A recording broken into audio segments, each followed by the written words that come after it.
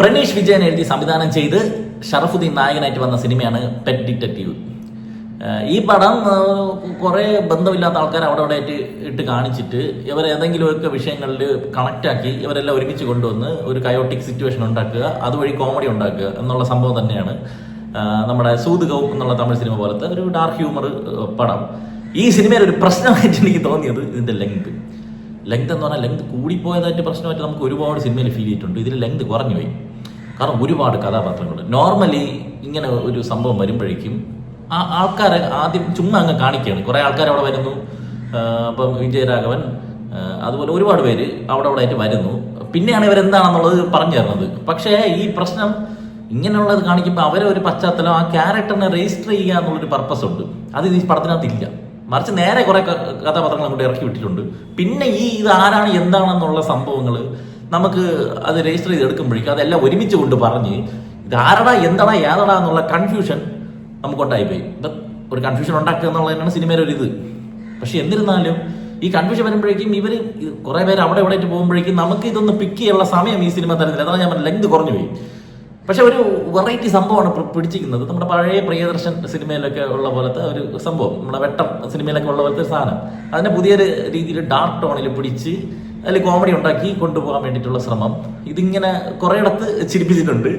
ഇവരുടെ കുറേ പെർഫോമൻസ് അടിപൊളിയുണ്ട്, അതുകൊണ്ട് ചിരി വന്നിട്ടുണ്ട്. പിന്നെ കുറേ കട്ട ചളിയുണ്ട്. ദിലീപ് സിനിമയിലൊക്കെ വരുന്ന പോലത്തെ കുറേ പഴയ ഇതുണ്ട്. ചിലതൊക്കെ നമുക്ക് വർക്കായിട്ടുണ്ട്, ചിലതൊക്കെ ചളിയായിട്ട് തന്നെ സ്റ്റിൽ ഫീൽ ചെയ്യുന്നുണ്ട്.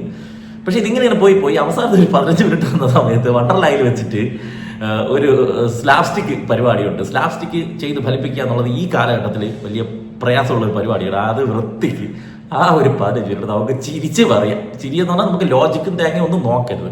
ഇത് കാർട്ടൂണിസ്റ്റ് മിസ്റ്റർ ബിൻ ലെവൽ സാധനമാണ്. ലോജിക്കോ പരിപാടി ഒന്നുമില്ല.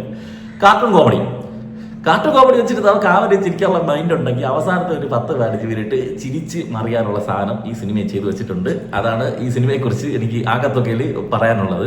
ഈ പടത്തിൽ എടുത്ത് പറയേണ്ട സംഭവം ഇതിൻ്റെ ബാക്ക്ഗ്രൗണ്ട് സ്കോർ എന്ന് പറയുന്നത്, അതുപോലെ സൗണ്ട് മിക്സിങ്. രാജേഷ് മുരുകേശനാണ് ബാക്ക്ഗ്രൗണ്ട് സ്കോർ ചെയ്തിരിക്കുന്നത്. പ്രേമത്തിലൊക്കെ ചെയ്തത് അതിൻ്റെ പീക്കാണ് ഈ സിനിമയിൽ. അയാളെ പീക്ക് എന്ന് പറയാൻ എന്ത് രസമാണ്.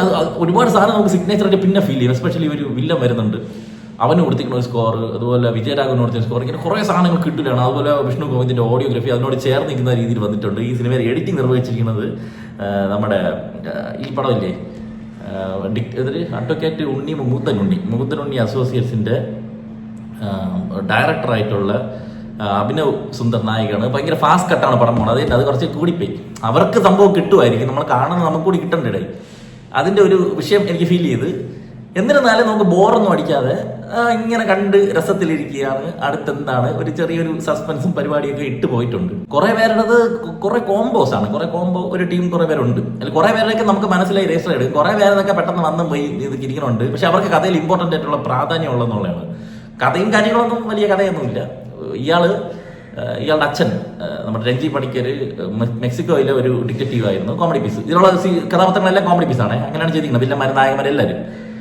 അപ്പോൾ അയാൾ അവിടെ വെച്ചിട്ട് ഒരു ഡോണിനെ കണ്ട് പേടിച്ച് കേരളത്തിലേക്ക് വരികയാണ്. അദ്ദേഹത്തിൻ്റെ മകനാണ് ഷറഫുദ്ദീൻ.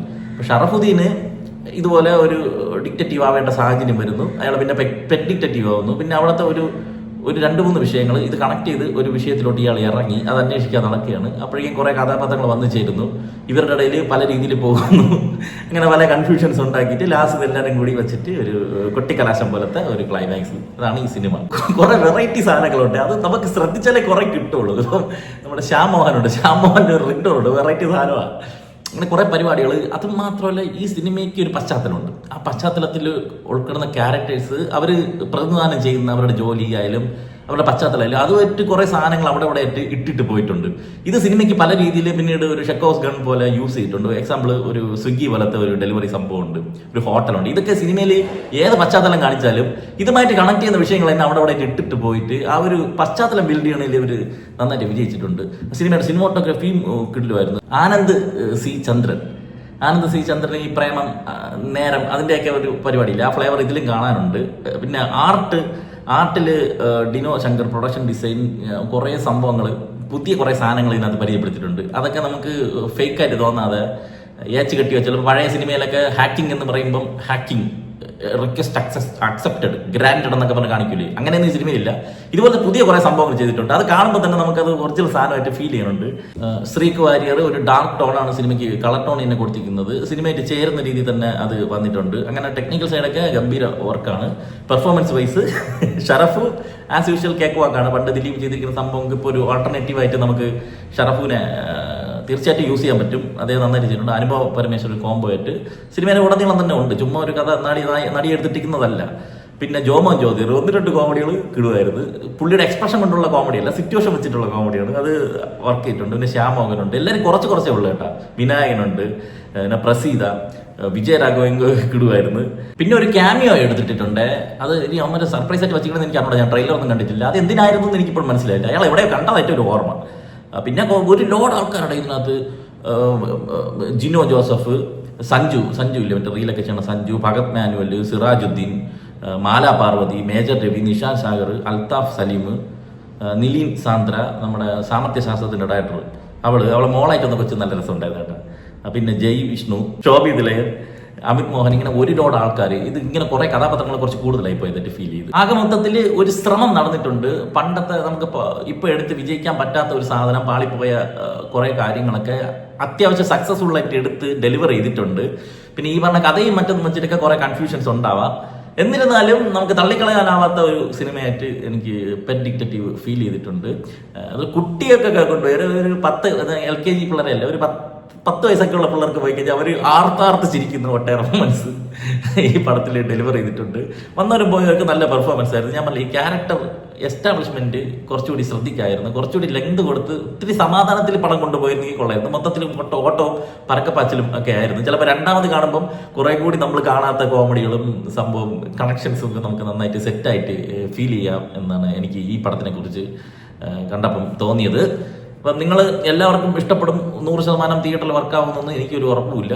സംഭവം കുറേ സീനൊക്കെ നമുക്ക് ആസ്വദിക്കാൻ പറ്റിയിട്ടുണ്ട്. നമുക്ക് ബോറടി ഇല്ലാതെ കണ്ടു തീർക്കാൻ പറ്റിയിട്ടുണ്ട്. അവസാനത്തെ 10-15 മിനിറ്റ് ചുമ്മാ നമുക്ക് മസിലൊന്നും പിടിക്കാതിരുന്നത് ചിരിക്കാൻ പറ്റിയ കുറേ സാധനങ്ങൾ ഈ സിനിമയിലുണ്ട്. ആമസോൺ, ഫ്ലിപ്കാർട്ട്, അജിയോ, മിന്ത്ര മുതലായ ഓൺലൈൻ ഷോപ്പിംഗ് സൈറ്റുകളിലൊക്കെ കുറേ ഓഫർ ഡെയിലി വരുന്നുണ്ട്. അപ്പോൾ നിങ്ങൾ അറിയാതെ പോകുന്ന അത്തരം ഓഫറുകളൊക്കെ നമ്മുടെ വാട്സാപ്പ് ചാനലിൽ റെഗുലർലി അപ്ഡേറ്റ് ചെയ്യാറുണ്ട്. അപ്പോൾ താല്പര്യമുള്ളവർ നമ്മളെ വാട്സാപ്പ് ചാനൽ ഒന്ന് ഫോളോ ചെയ്തോളി. ലിങ്ക് ഫസ്റ്റ് കമന്റിൽ പിൻ ചെയ്ത് വെച്ചിട്ടുണ്ട്. വരട്ടെ.